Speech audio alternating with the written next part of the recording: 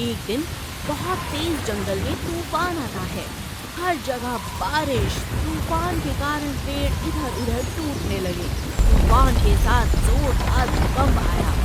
जमीन इतनी जोर जोर से भीतर चली कि उसके अंदर बहुत बड़ी दरार आ गई। अचानक सभी जानवरों की नजर उस पर गई। उन्होंने देखा कि दरार के बीच में से एक बड़ा सा डायनासोर बाहर निकल रहा है। यह सब देखकर सब लोग चौंक गए और राजा शेर से पूछने लगे, महाराज, ये इतना बड़ा जानवर क्या है? हाँ महाराज, बताइए बताइए, ये कौन सा जानवर है? हे भगवान, ये क्या हो गया? एक तो मौसम इतना खराब है, ऊपर से ये कौन शक्तिशाली राक्षस हमारे जंगल में आ रहा है? कहीं ये हमें खा तो नहीं जाएगा महाराज? बंदर और तोते ने जब ये सवाल राजा शेर से पूछा तो राजा शेर ने उन्हें शांत करते हुए कहा, शांत हो जाओ, शांत हो जाओ। अनहोनी जैसी कोई बात नहीं है। इस जंगल में हमारे पूर्वज सैकड़ों सालों से रहते आए हैं। इनका नाम डायनासोर है। ये भी हमारे पूर्वज हैं। इनके आते ही आप सभी झुककर इन्हें प्रणाम करें। बहुत जल्द मौसम थमने वाला है। सब कुछ ठीक हो जाएगा। फिर हम इनसे बातचीत करेंगे। डायनासोर जैसे ही निकलकर सभी जानवरों के सामने आता है, राजा की अनुमति के हिसाब से सभी के सभी जानवर उन्हें झुककर प्रणाम करते हैं। डायनासोर भी अपनी गर्दन हिलाकर उन्हें आशीर्वाद देता है और कहता है, बहुत बहुत शुक्रिया। सैकड़ों सालों के बाद आज मुझे फिर से आप सभी के बीच आने का मौका मिला है। मैं उस परमात्मा का बहुत बहुत धन्यवाद देता हूँ जिसने एक बार फिर धरती पर मुझे बुलाया है। आप में से कईयों को तो अजीब ही लग रहा होगा, क्योंकि मुझे 100-200 सालों से पहले किसी ने नहीं देखा, क्योंकि कई सालों से तो हम यहाँ पर धरती पर मौजूद भी नहीं थे। मुझे आप सबके बीच आने का ये अवसर मिला है। मैं बहुत खुश हूँ। मौसम अब बहुत बेहतर हो गया है। चलो आओ, जश्न मनाते हैं। जो आज्ञा गुरुदेव। राजा शेर भी अपना सर झुकाता है और डायनासोर की बात पर हामी भरता है और एक बहुत बड़े जश्न का आयोजन करता है। उन्हें तरह तरह के लजीज पकवान खिलाए जाते हैं। सभी जानवर बहुत खुश थे। मौसम भी बहुत अच्छा और साफ हो चुका था। सारा जंगल एकदम खुशहाल था, मुस्कुरा रहा था, नाच रहा था, गा रहा था। तभी डायनासोर ने सबसे कहा, बहुत जल्द मैं यहाँ से चला जाऊंगा, मगर ये पल मैं जीवन में कभी भूल नहीं सकता। मैं खुश हूँ कि जंगल की गरिमा आज भी बनी हुई है। आज भी जंगल में वही रीति रिवाज चले आ रहे हैं जो हमने शुरू किए थे। आप सब इसका मान रखते हैं और जंगल के नियमों को इसी तरह बनाए रखें, ऐसी मेरी आप सभी से बहुत ज्यादा उम्मीद है। डायनासोर की बात पर सभी हामी भरते हैं और जोरदार तालियों से एक बार फिर उनका अभिनंदन करते हैं। जंगल के बंदर बहुत उधम मचाने वाले थे। उन्हें हर किसी के घर में बना हुआ खाना चुराकर खाना बहुत ही अच्छा लगता था। उसी गांव में 4 गायें बहने रहा करती थीं, जिनका दूध बहुत ही स्वादिष्ट था। गैया अपने दूध से बहुत सारी नई नई तरह की मिठाइयाँ बनाती, लड्डू बनाती और अपने आस पड़ोस के लोगों को बांट देती। लेकिन उससे पहले वो जब भी मिठाई बनाती, हमेशा बंदरों को जरूर खिलाती, क्योंकि बंदरों को मिठाई खाना बहुत अच्छा लगता था। लेकिन आदत से मजबूर होने के कारण जंगल के बंदर इस बार गाय की बनी हुई मिठाइयों की बहुत ज्यादा खुशबू आ जाने के कारण अपने आप को रोक नहीं सके और एक योजना बनाने लगे। अरे देखो देखो, गैया बहनों ने आज बहुत बढ़िया गाय की बर्फी बनाई है। चलो चलो, आक्रमण का समय हो गया। आज तो ये पूरी थाली हम सारे के सारे चट कर जाएंगे। बोलो, क्या कहते हो? बंदर का मित्र बोला, हाँ हाँ, क्यों नहीं। हर बार गैया हमें बची खुची मिठाई खिलाती है। हाँ, सारी बढ़िया बढ़िया मिठाई अपने पड़ोसियों को खिला देती है। ये भी कोई बात हुई। चलो चलो जल्दी आक्रमण करो, इससे पहले कि ये मिठाई अपने पड़ोसियों को बांट दे। अरे मेरे पेट में तो अभी से चूहे दौड़ रहे हैं। चलो चलो। बंदर अपने दोस्तों को लेकर गाय की बनी हुई बर्फी के ऊपर बुरी तरह से टूट पड़े और बुरी तरह उन्होंने स्वादिष्ट बनी हुई मिठाई का एक एक दाना तक खा लिया और इधर उधर थाली के साथ साथ गंदगी मचा दी। जैसे ही गैया अपने घर से बाहर आई, यह सब देखकर वो चिल्ला पड़ी। हाय राम, मैंने इतनी मेहनत से मिठाई बनाई थी, तुम लोगों ने ये क्या किया? हर बार जब भी मिठाई बनती है तुम्हें खिलाती तो हूँ, तो फिर चोरी करने की क्या जरूरत थी?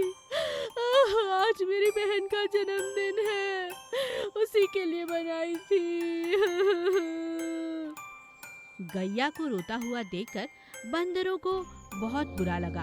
उन्हें एहसास हुआ कि उन्होंने गैया के साथ बहुत बुरा किया है। उन्होंने गैया से माफी मांगी। माफ कर दो बहन, तुम्हारी मिठाइयाँ इतनी स्वादिष्ट होती हैं, इनकी खुशबू से हम खुद को रोक नहीं सके। हमें माफ कर दो। बताओ, हम कुछ और कर सकते हैं क्या तुम्हारे लिए? बताओ ना। गैया रोते हुए कहती है। नहीं, अब मुझे दोबारा से मिठाई बनानी होगी। चलो आओ मेरी मदद करो। हाँ हाँ, क्यों नहीं। सभी बंदर गैया की मदद करते हैं और ढेर सारी और बर्फियां बनाते हैं, लेकिन इस बार बिल्कुल चखते नहीं। और फिर धूमधाम से गैया अपनी बहन का जन्मदिन मनाती है। लो भैया, तुम भी खाओ बंदर भाई। नहीं नहीं, पहले ही इतना खा चुके हैं, पेट में बहुत दर्द हो रहा है। तुम ही जन्मदिन मना लो। और ये बात सुनकर वहाँ पर बैठे हुए सभी जानवर जोर जोर से हंसने लगते हैं। 2 सर वाला शेर। जंगल में आए दिन शिकारियों का आना एक बहुत आम बात हो चुकी थी, मगर इस बात से शेरनी बहुत ज्यादा चिंता में थी। उसे अपने शेर की बहुत फिक्र लगी रहती थी। वो नहीं चाहती थी कि राजा शेर की तरह उसका भी कोई शिकार करे और उसे शहर ले जाए। एक दिन माँ शेरनी ने अपने छोटे बेटे को समझाया। देखो बेटा, तुम एक शेर की औलाद हो, तुम्हें इस बात को समझना चाहिए। ये जंगल कल को तुम्हारे ऊपर एक जिम्मेदारी की तरह होगा। तुम्हारे पिता तो बिना बताए ना जाने क्यों गायब हो गए। मुझे पूरा यकीन है ये किसी शिकारी का ही काम है। अब मैं तुम्हारे बिना जीवन कैसे काटूंगी? अगर तुम भी इसी तरह रोज सुबह जाकर शाम तक खेल कर आओगे तो मुझे चिंता कितनी लगी रहेगी, सोचा है? माँ शेरनी की बात सुनकर बेटा कहता है, पर माँ, आपको चिंता करने की कोई जरूरत नहीं है। मैं एक शेर हूँ, मेरा मुकाबला कोई नहीं कर सकता और बहुत जल्द मैं बड़ा हो जाऊंगा। पर बेटा, तुम मेरी बात को समझते क्यों नहीं? क्या करूं? तुम मेरी बात समझना ही नहीं चाहते। इसी तरह आए दिन बिना बताए पूरे जंगल के चक्कर काटोगे तो जरूर कोई शिकारी तुम्हें ले जाएगा। माँ शेरनी बहुत ज्यादा चिंता में थी। एक दिन उसने अपने बेटे के लिए एक नकली शेर का मुखौटा बनाया। शेर के बच्चे ने जब वो मुखौटा देखा तो अपनी माँ से पूछा, माँ, ये क्या है? तुम मेरी बात तो मानते नहीं, इसीलिए सोचा एक तरकीब निकालूं। अब इस सर को बांध लो। हर कोई तुम्हें देखकर सोचेगा कि तुम्हारे 2 सर हैं और तुम्हारी 4 आंखें हैं। अगर तुमने किसी को देख लिया तो चाहे वो शिकारी हो या कोई और, तुम उसे जिंदा छोड़ने वाली नहीं। और बस इसी बात से डरकर कोई शिकारी तुम्हारे पास नहीं आएगा। अरे वाह माँ, तुमने तो उपाय निकाल लिया। अब मैं खेलने जा सकता हूँ? हाँ, क्यों नहीं। समझदार और सुलझी हुई शेरनी ने एक बहुत ही अच्छा उपाय निकाला, जिससे वो भी बेफिक्र हो चुकी थी और उसका बेटा भी अब बहुत खुश था। अब पूरे जंगल में दूर दूर तक ये बात फैल चुकी थी कि 2 सर वाला एक शेर है और वहाँ जाना खतरे से खाली नहीं है। तो बस शिकारी क्या, वहाँ पर कोई और दूसरा शेर भी आने से डरने लगा और इसी तरह सभी जंगलवासी एक बार फिर खुशी खुशी बिना चिंता के जीवन जीने लगे। एक समय की बात है, एक जंगल में कुएं के पास बहुत सारी मछलियों का एक छोटा सा तालाब था। मछलियाँ बहुत सालों से उसी तालाब में रहा करती थीं। तालाब के आसपास घना जंगल था जहाँ बहुत सारे जीव जंतु मिलकर रहा करते थे। जंगल के अंदर एक रहने वाला चील जो बहुत ही खूंखार था, उसका नाम था आदि चील। आदि चील को हमेशा किसी कमजोर का शिकार करने में बहुत मजा आता था। वो अपना शिकार बड़ी ही चालाकी से करता था। बहुत दिनों बाद चील का एक दिन मछलियाँ खाने का दिल किया। चील ने सोचा, बहुत दिन हुए मैंने मछली नहीं खाई है, आज तो मैं मछली खा कर रहूंगा। जंगल की उड़ान भरने का कोई फायदा नहीं। जंगल के अंदर एक ही तालाब है जहाँ मछलियाँ हैं, लेकिन आज मैं इनका शिकार करूँ तो कैसे? ये तो पानी से बाहर ही नहीं आती। कोई ना कोई जुगाड़ तो लगानी होगी। चील बहुत सोचता है और सोच समझकर पास ही रहने वाले बंदर को अपना शिकार बनाता है। वो बंदर से कहता है, बंदर भाई कैसे हो? बंदर कहता है, मैं बहुत बढ़िया, आप कैसे हैं? मैं आपकी क्या मदद कर सकता हूँ? आज आप मेरे घर कैसे आए? क्या कहूँ भाई, बहुत दिनों से मछली नहीं खाई है और मछली खाने का बहुत दिल कर रहा है। क्या इसी तरह कुछ और खाने का तुम्हारा जी नहीं करता? बंदर कहता है, हाँ, बहुत दिनों से केले नहीं खाए। तुम तो जानते हो जंगल में केलों के बिल्कुल पेड़ नहीं है। पास के जंगल में है, मगर इतनी दूर मैं कैसे जाऊं? बहुत दूर हो जाता है, आते आते अंधेरा हो जाता है। अरे तुम इतनी चिंता क्यों करते हो? बहुत आसान है, आज शाम को आते हुए मैं तुम्हारे लिए केले ले आऊंगा। लंबी उड़ान भरना मेरे लिए कोई बड़ी बात नहीं, मगर उसके बदले तुम्हें मेरा एक काम करना होगा। क्या कहा? तुम मेरे लिए केले लाओगे? मेरे पूरे परिवार के लिए ला दोगे? तो बताओ क्या करना है मुझे?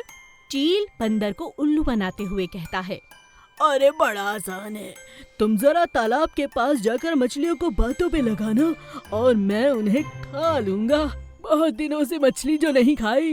बंदर उसकी बात मानता है और मछली को अपनी बातों में लगाता है। मछली जैसे ही बाहर मुंह निकालती है, चील झट से आके उस पर झपट्टा मारने ही वाला था कि अचानक मछली की नजर चील पर पड़ती है और वो दोबारा पानी में चली जाती है। ये क्या? हाथ आया मुंह ना लगा, ये मछली तो बड़ी तेज है। मछली अपना मुंह बाहर निकाल कर कहती है, बंदर भाई, तुम्हें तो अपना दोस्त समझकर तुमसे 4 बातें करने आई थी, पर मैं ये नहीं जानती थी कि तुम चील के साथ मेरे लिए जाल बिछा कर बैठे हो। आज से तुम्हारी और मेरी दोस्ती नहीं रही। मछली पानी में दोबारा चली जाती है और बंदर को अपनी एक अच्छी दोस्त खोकर बहुत दुख होता है। चील को जब मछली नहीं मिलती तो वो बंदर के लिए केले भी लाकर नहीं देता और इस बात से बंदर को अपना सबक मिल जाता है। खाने की चीज के लिए किसी को धोखा देना बहुत बुरी बात है। ना तो केले मिले और ना ही दोस्ती रही। मुझसे बहुत बड़ी भूल हो गई। आज के बाद मैं ऐसा कभी नहीं करूँगा। गुफा का रहस्य और शेर खान। जंगल का राजा शेर बहुत ही ज्यादा बुद्धिमान और समझदार था। उसे अपनी प्रजा की रक्षा हमेशा से करनी आती थी, लेकिन इस बार राजा शेर के सामने एक बहुत बड़ा संकट आकर खड़ा हो चुका था। एक हफ्ते से भीषण बरसात और बादलों की गड़गड़ाहट से सभी जानवर बहुत ज्यादा परेशान हो चुके थे। सभी जानवर जंगल में अपने अपने दोस्तों के यहाँ पर रुके हुए थे। राजा शेर के पास सभी जानवर मदद मांगने के लिए आने लगे। चूहे ने कहा, महाराज कुछ कीजिए, पूरा जंगल खतरे में है। अगर इसी तरह बारिश होती रही तो हम सब बाढ़ की चपेट में आ जाएंगे। हाथी ने कहा, महाराज मेरा एक प्रस्ताव है आपके सामने। अगर आप कहें तो हम सब एक योजना बनाकर ऊपर की पहाड़ी के पास जाकर रह सकते हैं। यहाँ अब खतरा है, यहाँ रहना बहुत खतरनाक है। राजा को हाथी की बात बहुत पसंद आती है। राजा सभी से कहता है, बहुत बढ़िया बात कही है हाथी ने। हम सबको ऊपर वाली पहाड़ी के पीछे चले जाना चाहिए। हम सब मिलकर वहाँ बढ़िया बढ़िया घर बना लेंगे। कुछ ही दिनों की बात है, हिम्मत मत हारो साथियों। मगर राजा की बात सुनकर एक खरगोश जोर से डरकर बोला, हाँ, क्या कहा? ऊपर की पहाड़ी? नहीं नहीं नहीं, वहाँ से मरकर मेरे माता पिता की मृत्यु हुई थी। वो पहाड़ी बहुत ही खुफिया है महाराज, मैं वहाँ नहीं जाऊँगा। और आपसे भी यही कहता हूँ कि कोई वहाँ ना जाए, वो भूतिया है, भूतिया। चुप हो जाओ खरगोश, भूतिया भूतिया कुछ नहीं होता। अगर इंसान डरता है तो जानवरों से, शेर से, और ऐसी कोई ताकत नहीं पृथ्वी पर जिससे कोई डर सके। अगर तुम लोगों को मेरे साथ आना है तो आओ, नहीं तो पहले जाकर मैं एक बार हाथी के साथ वहाँ पर जांच पड़ताल कर कर वापस आता हूँ। उसके बाद आप सब मेरे साथ चल सकते हैं। जी महाराज, मुझे लगता है यही सही रहेगा। जी महाराज। सभी ने खरगोश की बात पर हामी भर दी और राजा शेर हाथी को लेकर पहाड़ी के पीछे चला गया, ये देखने के लिए कि क्या सच में वहाँ पर कोई खुफिया चीज है। जैसे ही राजा और हाथी वहाँ पहुँचे तो उन्होंने हर जगह देखा, लेकिन उन्हें कुछ भी नजर नहीं आया। तभी उनकी नजर बहुत सारे हीरे, जवाहरात, सोने और चांदी पर पड़ी, जिनकी चमक से हर जगह चमक रही थी। राजा शेर ने हाथी से कहा, आज समझ में आया ये जगह कोई खुफिया नहीं, ये डकैतों के सामान रखने की जगह है। ये देखो खजाना, वो लोग लूट पाट कर कर यहीं आते होंगे और यहाँ आए हुए जानवरों को सताते होंगे। खरगोश ने बिल्कुल ठीक कहा। चलो, आज से ये जगह अब हमारे कब्जे में है। इन बंदूकों को अपने कब्जे में ले लो और सभी जानवरों को आदेश दो कि तुरंत यहाँ आ जाएं, ताकि हम अपना जीवन बचा सकें। एक बार हमें देख लिया ना तो ये डकैत यहाँ आना बंद ही कर देंगे। और ठीक ऐसा ही हुआ। राजा और जंगल के सभी जानवरों के वहां जाने के बाद उन्हें तो सुरक्षा मिली ही, साथ ही डकैतों ने उस तरफ आना भी बंद कर दिया। इस तरह एक समझदार राजा के होते हुए पूरी प्रजा को सुरक्षा मिली। विशाल मुर्गी और जानवरों का हमला। सितकपुर गांव के पास मुर्गियों का एक छोटा सा मोहल्ला था। वहां बहुत सारी मुर्गियां रहा करती थीं। कई सालों से लगातार मुर्गियों को जीवन में बहुत कठिनाइयों का सामना करना पड़ रहा था। उनकी उम्र दिन प्रतिदिन कम होती जा रही थी, लेकिन उनके पूरे इलाके में बस एक ही ऐसी मुर्गी थी जो 100 साल तक जी थी। उसकी बड़ी सी मूर्ति बनवाने का निर्णय लिया गया। सभी मुर्गियों ने मिलकर उस बड़ी विशाल मूर्ति को बनाया और उसकी पूजा अर्चना करनी शुरू कर दी। सोना मुर्गी मोना मुर्गी से कहती है, बहन, मूर्ति कितनी खूबसूरत लग रही है ना। मैं तो दिन रात इस मूर्ति के आगे यही दुआ करती हूँ कि काश हम सब की उम्र भी 100 साल हो जाए। हाँ बहन, ये तो तूने बिल्कुल ठीक कहा। आए दिन हमारी बहनें मर जाती हैं, हमारा जीवन दिन प्रतिदिन कम होता जा रहा है। ये भगवान समान मुर्गी है जिसने 100 साल का जीवन जिया है। ना जाने इन पर कितने कष्ट आए होंगे, लेकिन फिर भी इन्होंने हार नहीं मानी। तुम ठीक कहती हो मोना, चलो अब घर चलते हैं। मुर्गियों की पूरी बस्ती अब बहुत खुश थी। वो दिन रात अपने अपने कामों में लगे रहते, अपने घर का ख्याल रखते और सुबह शाम बड़ी मूर्ति की पूजा करते। लेकिन अब मूर्ति इतनी विशाल हो चुकी थी कि जानवरों को भी उस मूर्ति के दर्शन जंगल में बैठे बैठे ही हो जाते थे। एक दिन एक हाथी ने चूहों से कहा, अरे अरे अरे, तुम्हें क्या पता आसपास क्या चल रहा है। आजकल एक बड़ी सी मुर्गी की मूर्ति तो यूं ही दिख जाती है पेड़ों में झांककर। चाहो तो आओ मेरी पीठ पर बैठो, मैं तुम्हें दिखाता हूँ। चूहा हाथी से कहता है, क्या कहा? मुर्गी इतनी विशाल? हाथी भाई, तुम्हारा दिमाग खराब है। मुर्गियाँ तो जरा जरा सी होती हैं। हाँ माना हमसे बड़ी होती हैं, लेकिन तुमसे बड़ी नहीं होती। अरे मैं भी वही कह रहा हूँ बुद्धू, ये एक विशाल मुर्गी है, या तो मूर्ति है या फिर राक्षस मुर्गी। और अगर ये मूर्ति है तब तो कोई बात नहीं, लेकिन अगर ये राक्षस हुई तो हमारा जीवन खतरे में है, याद रखना। चूहा भी घबरा जाता है और हाथी के सर पर चढ़कर दूर से देखता है और कहता है, अरे नहीं नहीं, ये विशाल मुर्गी तो रात को हमें खा ही जाएगी। चलो इस पर हमला किया जाए। हाथी और चूहा जंगल के सभी जानवरों को ये खबर देते हैं। सभी जानवर अपने अपने हथियारों को लेकर बड़ी मूर्ति के पास पहुंचते हैं और उस पर हमला कर देते हैं।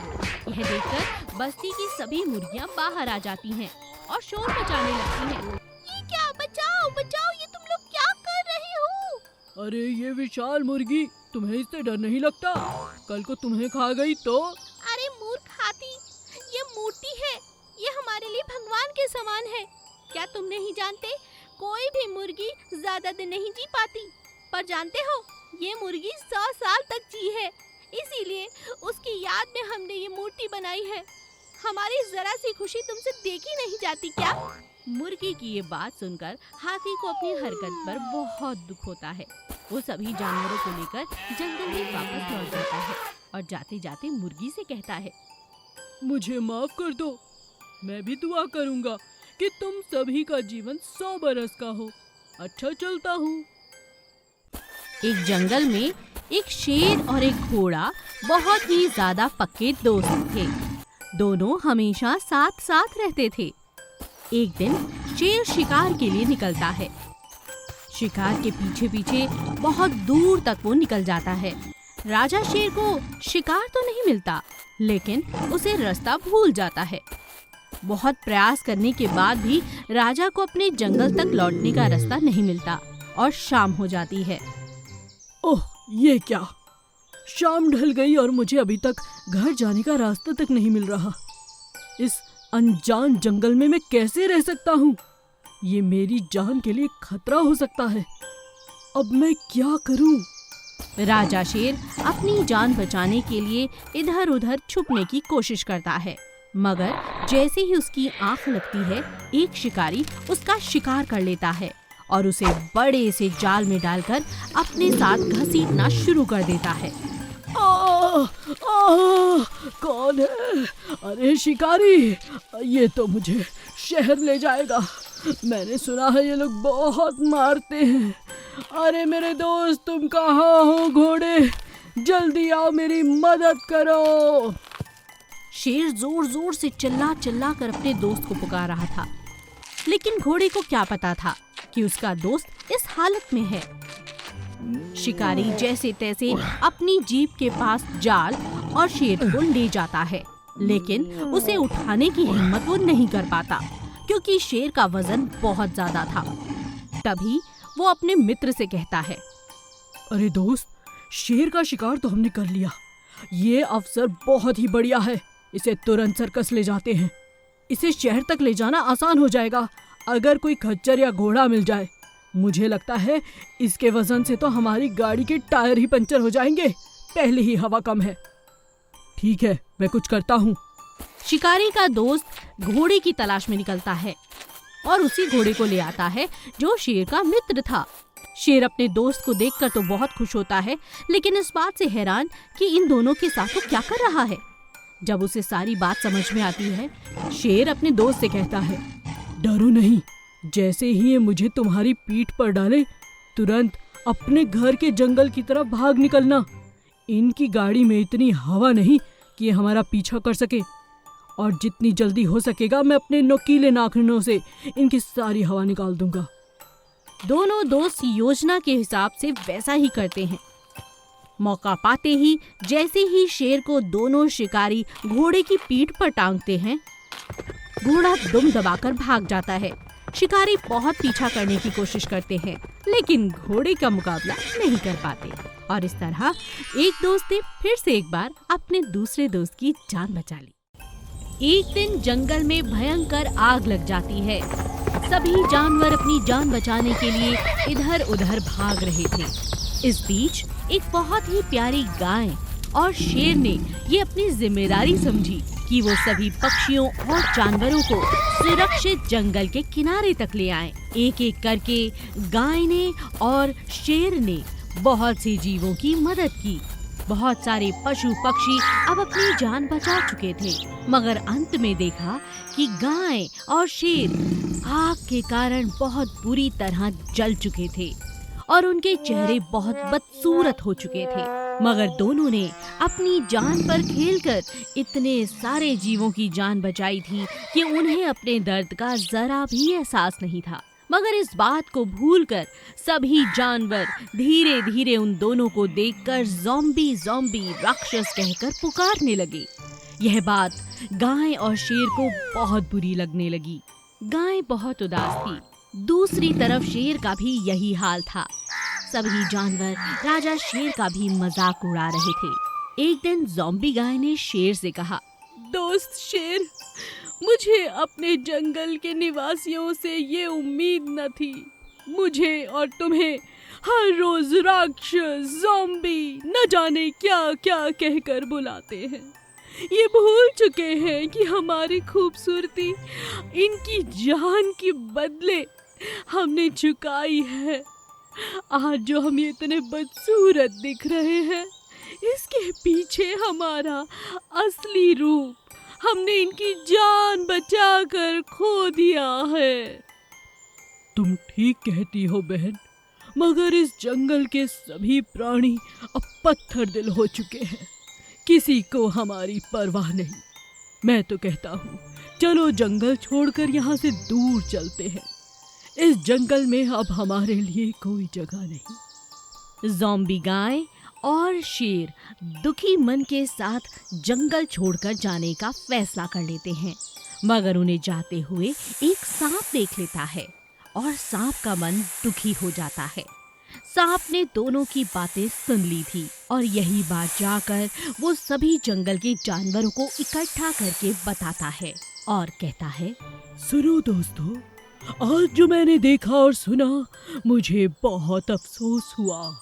शायद तुम भूल गए, ये वही गाय और शेर हैं जिन्होंने हम सब की जान बचाई थी। जब पूरा जंगल आग की लपटों में था, हम सब मरने वाले थे। बस इन दोनों के कारण हम जीवित हैं और इसी कारण उनकी खाल, बाल, नैन, नक्श, न जाने क्या क्या जल गया। और साथ ही हम लोगों के अंदर की ईमानदारी, प्यार भी जल गया। तभी तो हम सब ने उन दोनों का तिरस्कार किया। हमें उनसे माफी मांगनी चाहिए दोस्तों। जल्दी करो, वो दोनों ये जंगल छोड़कर जा रहे हैं। सभी जानवरों को अपनी हरकतों पर बहुत दुख होता है। सभी जानवर मिलकर राजा शेर और गैया से माफी मांगते हैं और उनसे वादा करते हैं उन्हें ज़ॉम्बी कहकर कभी नहीं बुलाएंगे। गाय और शेर उन्हें माफ कर देते हैं और जंगल में वापस लौट आते हैं। जंगल का राजा सफेद शेर था। एक दिन शेर अपनी गुफा में बैठा बैठा आराम कर रहा था कि तभी तोता जोर जोर से चिल्लाता हुआ आता है, महाराज, महाराज, बचाइए, बचाइए, पूरा जंगल खतरे में है। महाराज, उठिए, उठिए। क्या बात है, इतना शोर क्यों मचा रहे हो मिट्ठू तोते? महाराज, वो हाथी पागल हो गया है। आपको जल्दी चलना पड़ेगा। आप जल्दी चलिए। क्या कहा? हाथी पागल हो गया है? ऐसा आखिर क्या किया है उसने कि तुम इतना शोर मचा रहे हो? महाराज, पूरे जंगल के पेड़ टूट चुके हैं। आधे से ज्यादा जंगल तबाह हो चुका है। बातें करने में समय मत गवाइए महाराज, जल्दी चलिए। क्या कहा? ऐसी बात है? चलो। तोते की बातें सुनकर सफेद शेर बहुत परेशान हो गया। वो भागा भागा हाथी के पास पहुंचता है और देखता है कि हाथी अपनी सूंड से बड़ा पेड़ उखाड़कर गुस्से में फेंक रहा है। सभी जंगली जानवर इधर उधर अपनी जान बचाने के लिए भाग रहे हैं। राजा शेर को कुछ समझ में नहीं आता। फिर वो हाथी के सामने आकर खड़ा हो जाता है और जोर से गिर्राता है, बस बस, बहुत हुआ। शांत हो जाओ हाथी, शांत हो जाओ। हाथी कुछ पल के लिए ठहर जाता है। प्रणाम महाराज। महाराज, आप मुझे आज मत रोकिए। मैं इस जंगल को तबाह कर दूंगा। ये जंगल बहुत बुरा है।